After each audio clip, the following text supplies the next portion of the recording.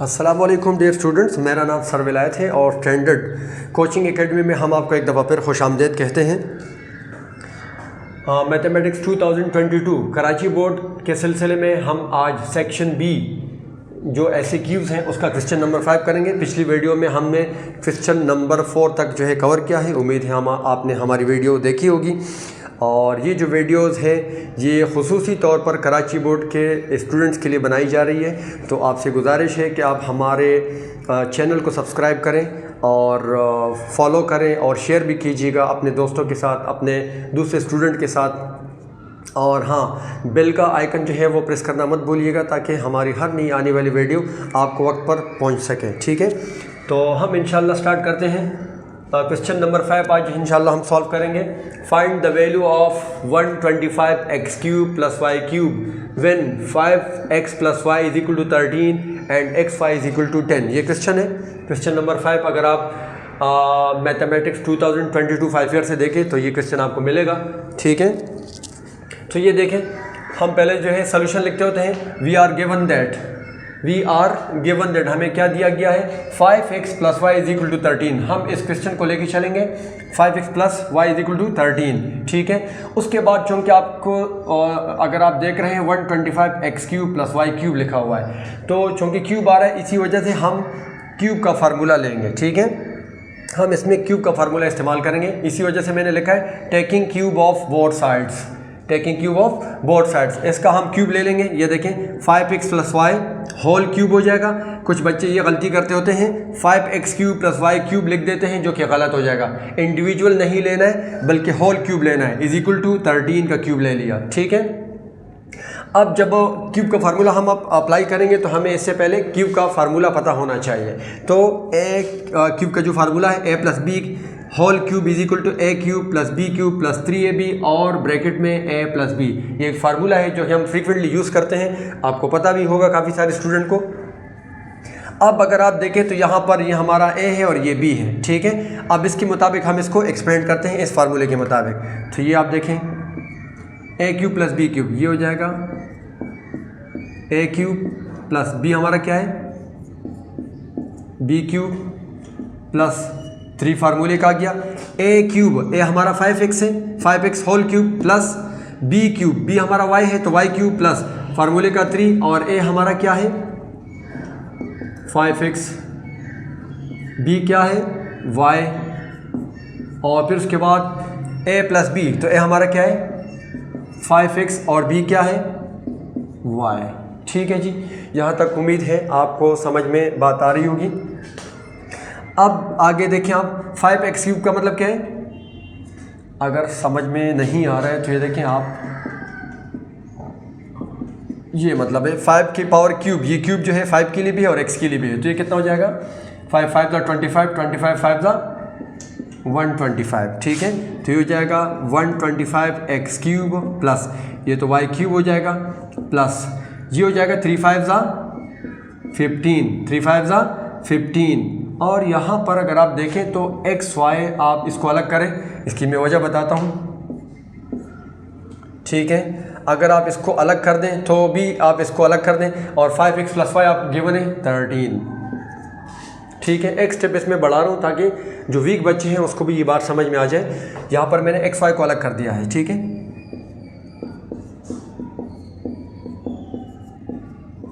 15। अब अगर आप देखें x y की वैल्यू आपको गिवन है 10, x की वैल्यू x और y की वैल्यू मैंने लगा दी है। ठीक है,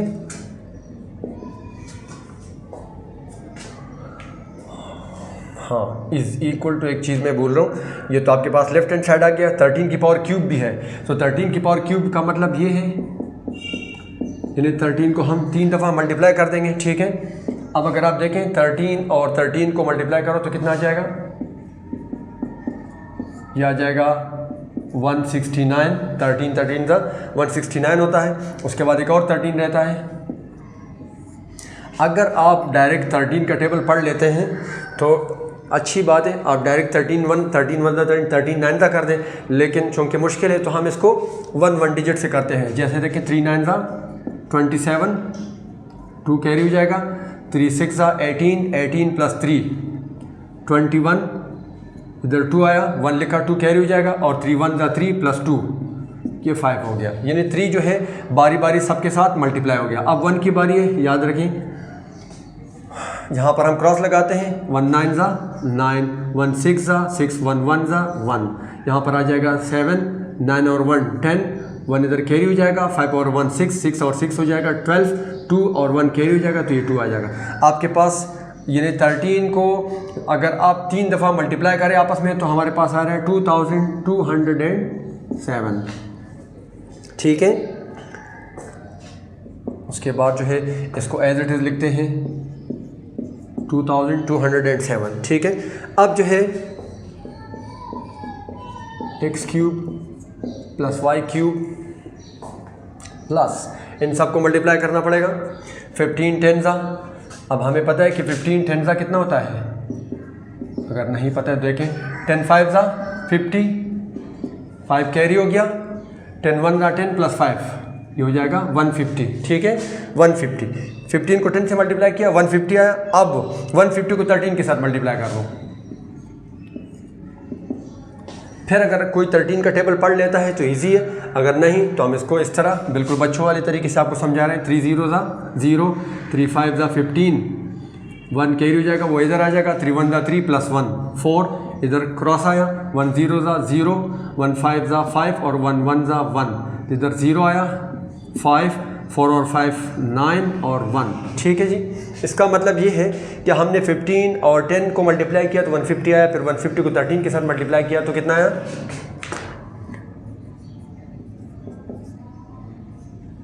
इज इक्वल टू 1950 या 1950 हमारे पास आया इसको मल्टीप्लाई करके। अब चूँकि अगर आप देखें तो हम find the value of 125 x cube plus y cube, हमें ये चाहिए।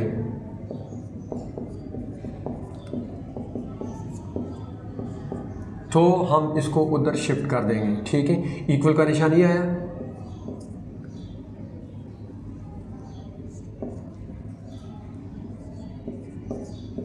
ये अपनी जगह पर है, ये प्लस है तो ये क्या उधर जाके साइन चेंज हो जाएगा, इसका ये आ जाएगा 1950 और ये माइनस साइन के साथ आएगा। इसमें से हम इसको माइनस कर लेते हैं,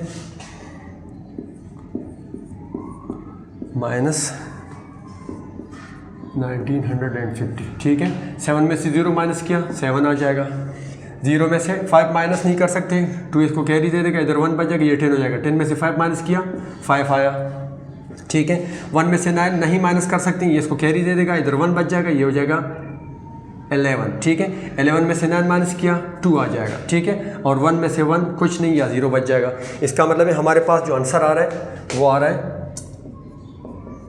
125 x cube plus y cube is equal to 257।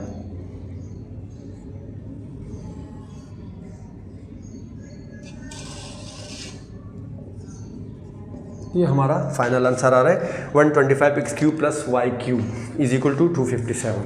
ठीक है, इसके बाद जो है क्वेश्चन नंबर 6 की तरफ बढ़ते हैं।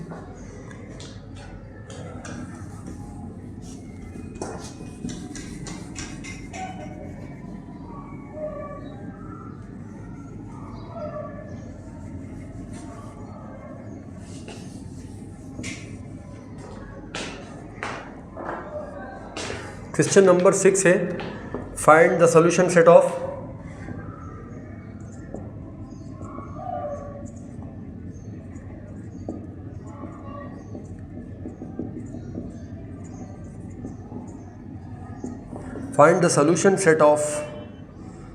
The equation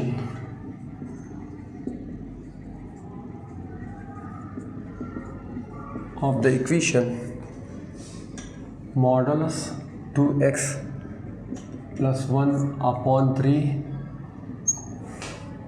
minus 7 is equal to 1।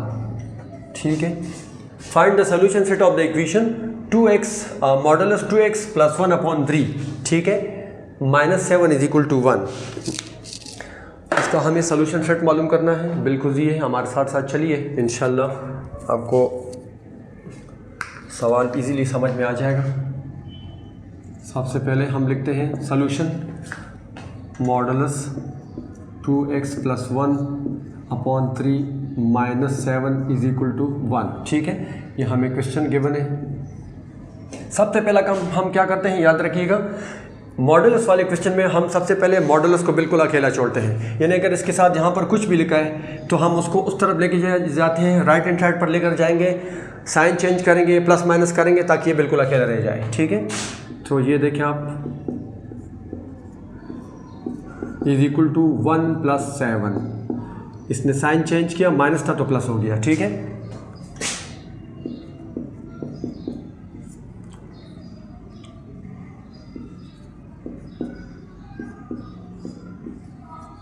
जी देखें आप, यहाँ पर मैंने 7 + 1 ऐड भी किया और इसके साथ मैंने प्लस माइनस भी लिख दिया। क्यों लिखा, याद रखो, ये जो मॉडुलस है इसको एब्सोल्यूट वैल्यू भी बोलते हैं।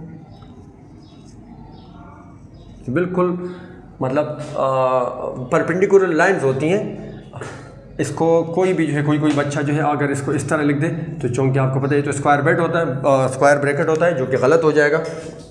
तो बच्चे ये गलती ना करें। ठीक है, इसको हमने ऐसे ही लिखना है, सही है। और जब भी मॉडुलस हटता है तो याद रखिए, राइट साइड पे जो भी नंबर होता है, जो होल नंबर होता है, उसको हम प्लस और माइनस दोनों के साथ लिखते हैं। ठीक है, तो ये देखिए, अब मैंने मॉडुलस हटाया, 2x + 1/3 मॉडुलस हट गया, तो यहाँ पर प्लस और माइनस दोनों के साथ ये आंसर आया। ठीक है, अब हम इस क्वेश्चन को प्लस और माइनस दोनों के साथ लिखेंगे। 2x + 3 = हम एक लाइन ड्रॉ करते हैं आपकी आसानी के लिए। एक दफ़ा प्लस के साथ लिखा, इधर प्लस छुपा हुआ है, और 2x + 1/3 यही चीज़ मैंने -8 के साथ लिखा, क्योंकि प्लस माइनस 8 है, तो एक दफ़ा प्लस के साथ लिखा और एक दफ़ा माइनस के साथ लिखा। ठीक है, ये चीज़ यहाँ पर डिवाइड हो रही है, नीचे 2x + 1/3 है, इधर आके क्या हो जाएगा, मल्टीप्लाई। तो ये हो जाएगा 2x + 1 = 3 × 24। ठीक है, फिर 2x = ये उधर चला जाएगा तो 24 - 1 हो जाएगा, सही है। और फिर 2x = ये हो जाएगा 23, और x = ये मल्टीप्लाई हो रहा है, जब बीच में कुछ नहीं होता है तो मल्टीप्लाई छुपा होता है। ठीक है, तो x = ये हो जाएगा /2। ठीक है, ये आपके पास आया। और करके आप x = इसको डिवाइड भी कर सकते हैं। मिसाल के तौर पर इसको बोलते हैं इम्प्रॉपर फ्रैक्शन। ठीक है, तो इम्प्रॉपर फ्रैक्शन को हम हमेशा कंपाउंड या मिक्स फ्रैक्शन में लिख सकते हैं। 23 / 2 है, 2 1 = 2, कुछ नहीं बचा, 3 नीचे आया, 2 1 = 2, 1 बचा। ठीक है, तो हम इसको यूँ भी लिख सकते हैं। याद रखो, जो क्वोशंट होता है उसको बाहर लिखते होते हैं, जो रिमाइंडर होता है उसको ऊपर लिखते हैं, और 2 जो डिवाइज़र होता है उसको इधर लिखते हैं। ठीक है, तो ये हमारे पास ये भी आंसर आ सकता है, ये भी आ सकता है, लेकिन ये इसका बिल्कुल फाइनल है। ठीक है, तो इसके बाद आगे ये नहीं बढ़ सकता है। ये वाला साइड हो गया है। अब आप इसको देखें, -8 × 3, ये 3 इधर डिवाइड हो रहा है, उधर जाके मल्टीप्लाई हो जाएगा। 2x + 1 = -24, 2x = -24 और -1, ये उधर शिफ्ट हो गया तो -1 हो गया, जिस तरह यहाँ पर हो गया था। अब 2x = याद रखो, ये दोनों ऐड हो जाएंगे माइनस साइन के साथ, -24 और -1 ऐड हो जाएंगे तो -25 आ जाएगा। x को अकेले छोड़े, -25/2, इधर मल्टीप्लाई हो रहा है, उधर जाके डिवाइड हो गया। ठीक है, और करके x = माइनस साइन के साथ हम इसको मल्टीप्लाई करते हैं, डिवाइड करते हैं, सॉरी। 2 1 = 2, कुछ नहीं बचा, 5 नीचे आया, 2 2 = 4, 1 नीचे आया, फिर जो है आपके पास बचा 12, 1 और 2। ठीक है, तो यहाँ पर जो है हमारे पास x की जो वैल्यू आ रही है वो है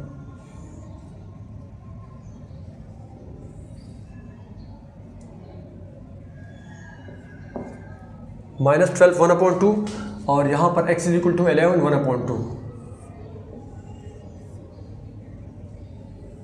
ठीक है, और फाइनली हम इसको लिखते हैं, सो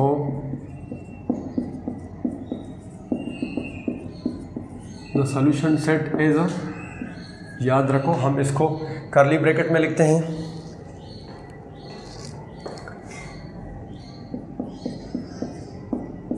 और माइनस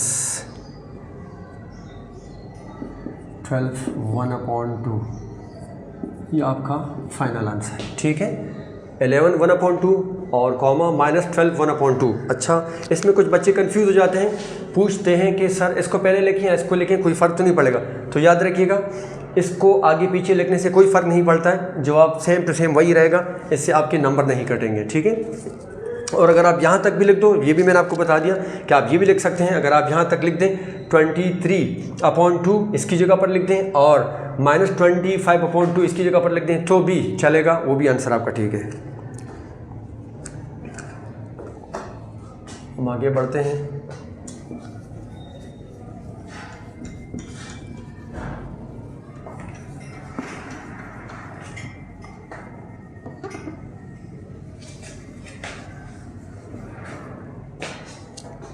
क्वेश्चन नंबर 7 लिखा हुआ है, find the solution set by using quadratic formula. Question number 7,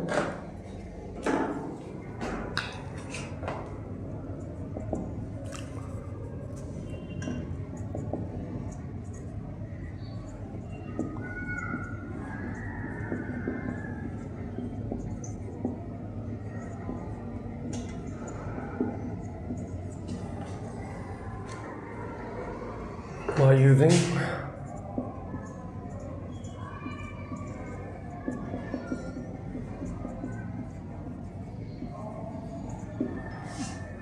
find the solution set by using quadratic formula. सवाल दिया है इन लोगों ने 10x² + 19x - 15 = 0। ठीक है, जिसको क्वाड्रेटिक फार्मूला याद होगा तो मेरे ख्याल से कोई मुश्किल नहीं है।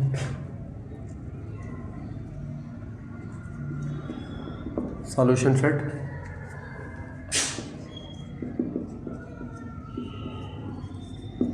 given that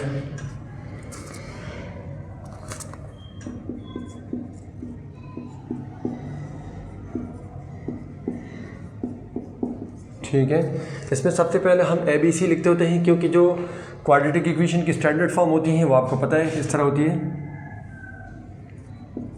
ax² + bx और +c = 0।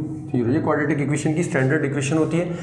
ठीक है, यहाँ पर अगर आप देखें तो हम इसको कंपेयर करते हैं, ये आपका A हो जाएगा, ये आपका B हो जाएगा और ये जो है ये आपका C हो जाएगा। ठीक है, तो आप लिखें हियर A = 10, B = 19। याद रखें, अगर इधर माइनस लिखा हुआ है तो फिर हम माइनस लिखेंगे। ठीक है, जिस तरह यहाँ पर लिखा हुआ है C = यहाँ पर प्लस है, यहाँ पर माइनस है, तो हम लिखेंगे -15। ठीक है, A 10, B = 19 और C = -15। फार्मूला जो है वो है क्वाड्रेटिक फार्मूला। x चूँकि वेरिएबल x है तो x = -b ± √b² - 4ac/2a। ठीक है, ये फार्मूला जो है आपको याद रखना है।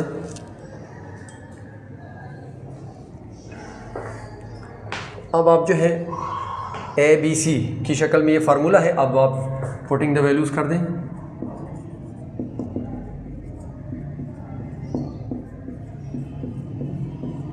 Putting the values, x = b कितना है 19 -19 ± b कितना है 19 है और स्क्वायर लिखा हुआ है तो हम भी स्क्वायर कर देंगे -4। ये आपके पास 10 लिखा हुआ है और C जो है वो -15 है। ठीक है, ये माइनस की गलती मत करना, अक्सर बच्चे इसमें गलती कर जाते हैं, इसको लिखना भूल जाते हैं या लिख नहीं पाते हैं, तो ये गलती नहीं करनी है वरना हमारा आंसर गलत आएगा। 2 × 10, 2 × 10 क्योंकि a की वैल्यू 10 है। सही है, वैल्यूज़ हमने पुट कर दी। अब सिंपली जो है कैलकुलेशन और सिंप्लीफिकेशन है। x = -19 ± अब 19 स्क्वायर का मतलब होता है 19 × 19। ठीक है, इसको आप मल्टीप्लाई कर सकते हैं, यह आता है 324। याद रखिएगा ये मल्टीप्लिकेशन है बिल्कुल बच्चों वाली, तो ये आप खुद कीजिएगा। सॉरी ये आता है 361, ठीक है। जब आप 19 को 19 के साथ मल्टीप्लाई करेंगे तो ये आ रहा है 361, और ये हो जाएगा माइनस, क्योंकि 4, 10 और 15 मल्टीप्लाई हो रहे हैं और माइनस माइनस हो जाएगा प्लस, और ये इसके साथ मल्टीप्लाई हो जाएगा 4 10 ज़ा 40 और 40 15 ज़ा 40 15 ज़ा जब आप करेंगे तो ये 15 0 ज़ा 0 और 15 4 ज़ा 60, तो ये आपके पास 600 आ जाएगा, ठीक है 600।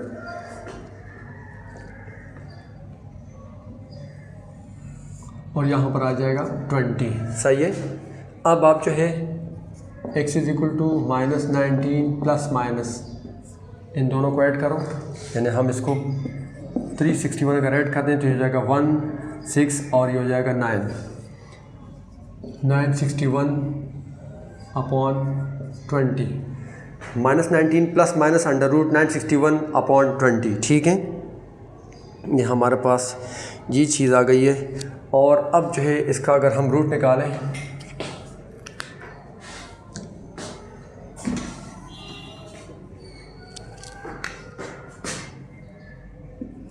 x is equal to -19 plus minus, याद रखो इसको हम कैसे लिख सकते हैं, अगर आप नहीं कर पा रहे हैं तो आप इसको इस तरह कर लें,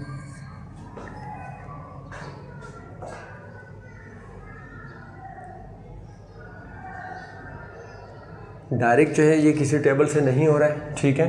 तो आप इसको याद रखें 31 ज़ा 9 61 होता है, फिर 31 1 ज़ा 31, तो ये आ जाएगा 31 मल्टीप्लाई बाय 31 अपॉन 20, ठीक है। x is equal to -19 plus minus, अब 13 इसके काफ़ी सारे तरीक़ों से हम इसको सॉल्व कर सकते हैं, लेकिन इजी तरीका अगर मैं बता दूं तो फिर ये यूँ जाएगा, यानी देखें इसका पावर भी 1 इसका पावर ये 2 हो जाएगा और इसके ऊपर रूट आ गया अपॉन 20, ठीक है। फिर x is equal to -19 plus minus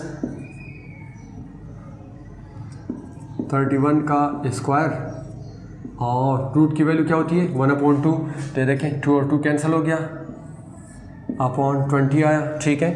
तो x is equal to -19 plus minus इधर क्या बचा, सिर्फ 31 बचा अपॉन 20, ठीक है।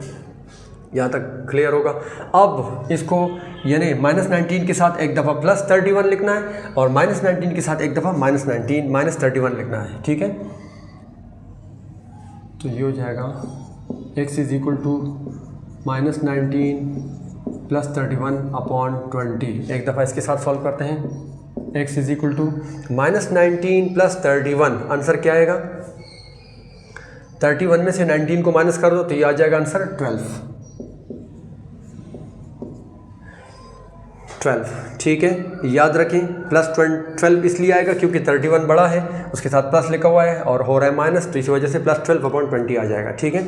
उसके बाद जो है अगर आप देखें तो हम इसको किसी एक टेबल से कर सकते हैं, वो टेबल क्या होगा 4 के टेबल से, 2 के टेबल से भी कर सकते हैं, लेकिन फिर फर्दर आपको डिवाइड करना पड़ेगा, इसलिए बड़े टेबल से 4 3 ज़ा और 4 5 ज़ा, तो x इज इक्वल टू ऊपर 3 बचा और नीचे 5 बचा, एक सोल्यूशन सेट आपके पास ये आ गया। और दूसरा जो है x इज इक्वल टू -19 और यहाँ पर प्लस लिखा था, अब माइनस लिख दें -31 अपॉन 20, तो x इज इक्वल टू ये दोनों माइनस हो रहे हैं, तो इसका मतलब है ऐड हो जाएंगे, तो 9 और 1 ये देखिए ये हो जाएगा माइनस साइन के साथ 9 और 1 10, इधर 1 कैरी आ जाएगा, तो ये हो जाएगा 3 और 1 4 और ये 5 हो जाएगा, आ जाएगा -50 अपॉन 20, ठीक है, -50 अपॉन 20। याद रखें आप इसमें टेबल भी पढ़ सकते हैं, ठीक है, किसी एक टेबल से इसको कर सकते हैं, नहीं तो फिर आप आसान तरीका है कि आप 0 के साथ 0 कैंसिल कर दें, तो x इज इक्वल टू आपके पास -5/2 आ जाएगा, ठीक है। तो ये x इज इक्वल टू -5/2, और फाइनली जब आप इसको लिखेंगे तो आप लिखेंगे, so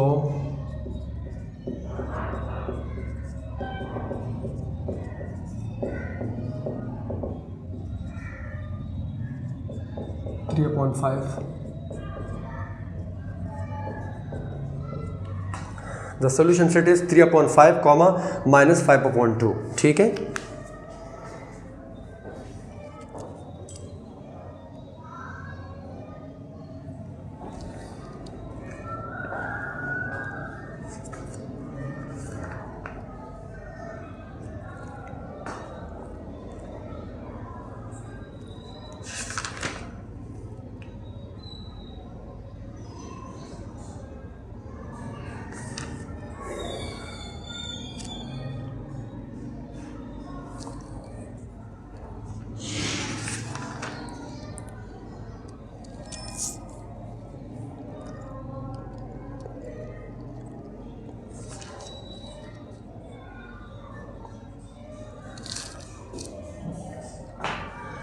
question number 8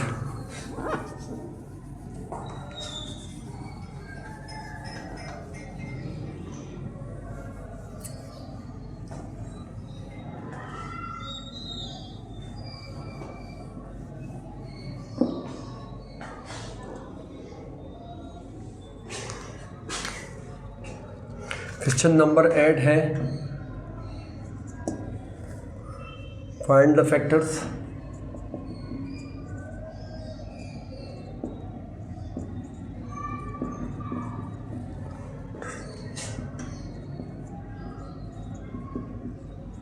by using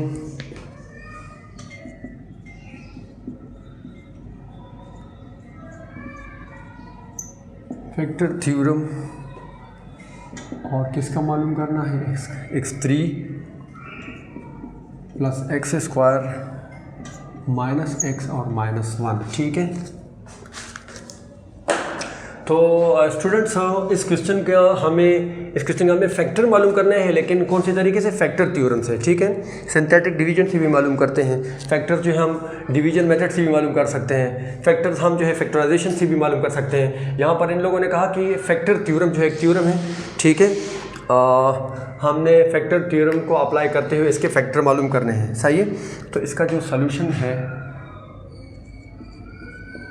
याद रखें जब भी आप पेपर में कोई भी क्वेश्चन सॉल्व करते हैं, जो स्टैंडर्ड होता है उसको आप फॉलो करें तो इंशाल्लाह आपको पूरे के पूरे नंबर मिलेंगे। अगर आप जान छुड़ाएंगे या फिर आप जो है कोई भी एक्स्ट्रा जो है काम करेंगे तो उसके आपको कोई नंबर नहीं मिलेंगे और आपका वैसे बिला वजह जो है टाइम ज़ाया होगा ठीक है। तो आप जो है स्टैंडर्ड को फॉलो करें।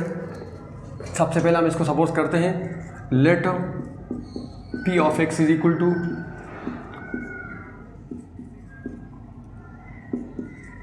इसका मतलब है P ऑफ x का मतलब है polynomial in terms of x, क्योंकि हमारे पास सिर्फ x वेरिएबल, इसी वजह से P ऑफ x लिख दिया ठीक है।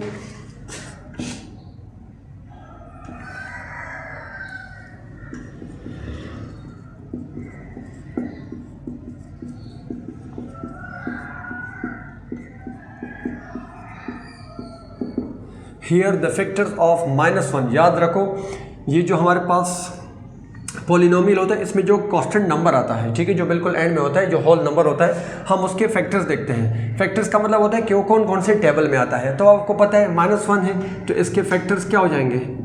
+-1 ठीक है। इसके फैक्टर्स क्या होंगे?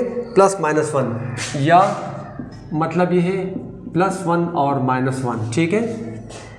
इसका मतलब फिर ये है कि या तो ये जो पॉलिनोमियल है या तो +1 के ऊपर 0 बनेगा, यानी x की जगह पर 1 पुट करके +1 पुट करके या 0 बनेगा, या फिर अगर हम x की जगह पर -1 पुट करेंगे तो ये P ऑफ x जो है 0 हो जाएगा और वही हमारा जो है बिल्कुल एग्जैक्टली एक फैक्टर बन जाएगा जो कि हमें मालूम हो जाएगा, सही है। तो हम इसको देखते हैं ठीक है, और हम इसको 1 पे देखते हैं, +1 पे देखते हैं, क्योंकि -1 पे नहीं आएगा। अगर आप -1 पे देखें आप -1, अगर आप यहाँ पर -1 रखते हैं तो -1 का क्यूब जो है -1 आ जाएगा, ये हो जाएगा -1 का स्क्वायर जो है +1 आ जाएगा, और ये हो जाएगा प्लस, क्योंकि माइनस है और प्लस होने की तो +1 हो जाएगा और ये -1 हो जाएगा, तो ये जो है आपके पास 0 नहीं बनेगा ठीक है। इसलिए हम इसको +1 पे देखते हैं। आप लिखें put x is equal to 1, सही है।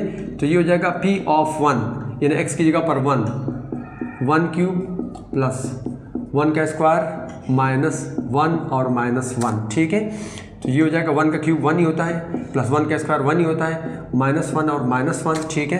अब अगर आप देखें तो या तो ऐसा करें 1 + 1 2 और -1 और -1 -2, ऐसा भी कर सकते हैं, ये कैंसिल हो जाएगा तो आपके पास P ऑफ 1 जो है 0 आया, ठीक है। या फिर और करके आप इस तरह भी लिख सकते हैं, ये देखें आप, ये +1 है तो +1 और -1 कैंसिल हो गया, और इस तरह +1 और -1 कैंसिल हो गया, तो आपके पास तब भी जो है P ऑफ 1 जो है वो 0 आ जाएगा। तो चाहे तो इन दोनों को प्लस करके और इन दोनों को माइनस साइन के साथ ऐड करके कैंसिल कर दो, तब भी 0 आ जाएगा। और अगर आप इस तरह काटते हैं जिस तरह मैंने आपको समझाया है, दोनों तरीके पॉसिबल है, ठीक है। तो ये हमारे पास एक फैक्टर आ गया है, आप लिख सकते हैं हिंस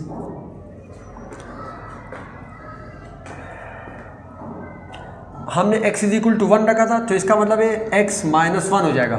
x - 1 इज 1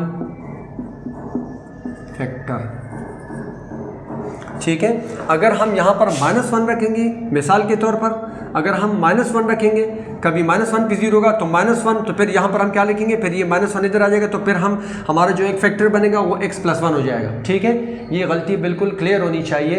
और यहाँ पर अगर प्लस है तो फिर -1 हो जाएगा। इसके बाद जो है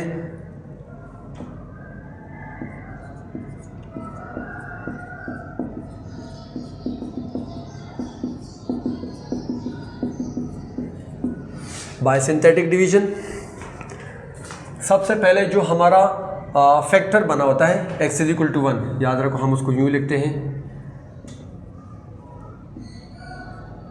ठीक है। उसके बाद हम जितने भी कोफिशिएंट होते हैं, x³ का कोफिशिएंट क्या है 1, x² का कोफिशिएंट क्या है 1, x का कोफिशिएंट क्या है -1 और -1 भी एक साथ लिखते हैं, ठीक है। और याद रखो हम इधर एक लाइन ड्रॉ करते हैं, ठीक है। उसके बाद जो है हम इधर एक लाइन ड्रॉ करते हैं, याद रखो हम 1 को जो है एज इट इज़ उतारते हैं, 1 को हम एज इट इज़ उतारते हैं, फिर इन दोनों को मल्टीप्लाई करते हैं, तो ये क्या होता है 1 1 ज़ा 1, ठीक है। ये 1 और 1 ऐड हो जाएंगे तो 2 आ जाएगा। जब हमने इसको ऐड किया था, अब इस 1 और 2 मल्टीप्लाई, क्योंकि हमारा फैक्टर बना हुआ है 1 2 ज़ा 2, अब ये +1 है और ये -1, तो आंसर क्या आ जाएगा +1, ठीक है। फिर ये दोनों इसके साथ मल्टीप्लाई हो जाएगा, यानी 1 और 1, तो 1 1 ज़ा 1, तो ये देखें ये दोनों कैंसिल हो जाएंगे, तो आपके पास जो रिमाइंडर बचेगा वो 0 बच जाएगा, ठीक है। जो रिमाइंडर बचेगा वो 0 बच जाएगा। अब हमने जो आगे पॉलिनोमियल बनाना है, जो इक्वेशन एक्सप्रेशन बनाना है, वो हम इसको देखते हुए बनाएंगे। और याद रखें यहाँ पर जो है अगर आप x4 है तो फिर x³ हो जाएगा, अगर x³ है तो x² से हम फिर स्टार्ट लेंगे, सही है। यानी एक जो है पावर उसकी कम हो जाएगी। तो ये देखिए आप x³ है तो हमारा क्या हो जाएगा, ये 1x² यानी 1x² प्लस 2x और प्लस 1, ठीक है, ये बन जाएगा, सही है।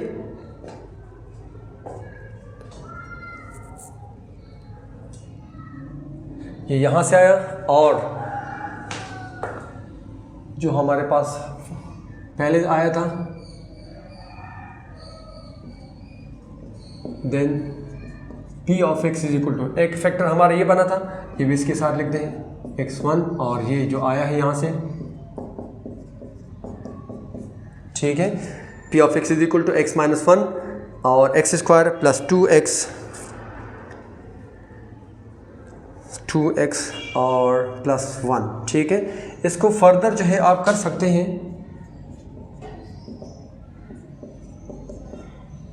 ये देखें आप इसको आप बंद कर सकते हैं, a² प्लस 2ab 1 हो जाएगा और प्लस 1 का स्क्वायर, यानी अगर आप इसको एक्सपेंड कर दो फिर से वही चीज़ आ जाएगी। देखो x² प्लस 2ab x² यानी a² plus 2ab plus b², तो x² प्लस 2x 2 1 ज़ा 2x और प्लस 1 का स्क्वायर 1 ही आ जाएगा, ठीक है। मकसद ये है कि हम इसको इस तरह भी लिख सकते हैं x - 1, और इसको हम कैसे लिख सकते हैं, ये देखो ये फार्मूला बन गया, ये आपका a है और ये b है, तो x + 1 का होल स्क्वायर भी लिख सकते हैं, और ये हमारा फाइनल आंसर है। तो डियर स्टूडेंट्स, उम्मीद है इंशाल्लाह आज आपको जो जो क्वेश्चन समझाए गए हैं आपको समझ में आए होंगे।